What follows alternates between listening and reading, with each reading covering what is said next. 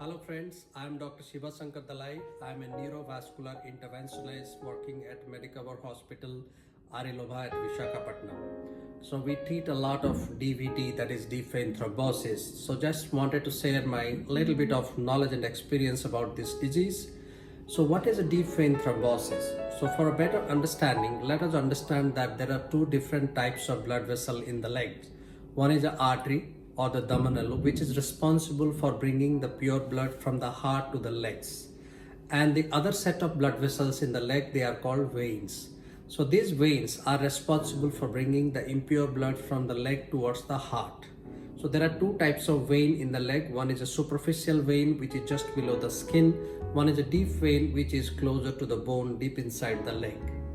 If there is a clot in the deep vein, because of whatever reason, we call it as a deep vein thrombosis.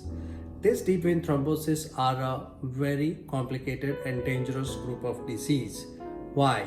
Because these two deep veins from both the legs, they will combine as an inferior vena cava and go to the heart.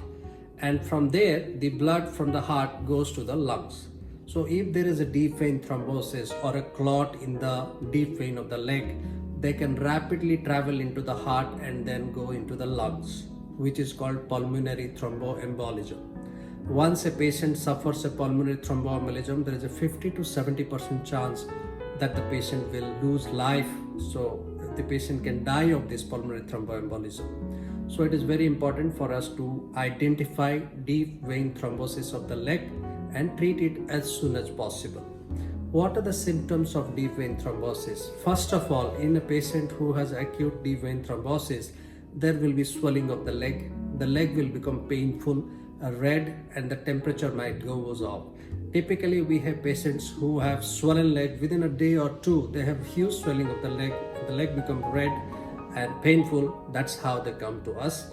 And we do a Doppler test, that's an ultrasound test of the leg, which tells us the patient is having DVT or not.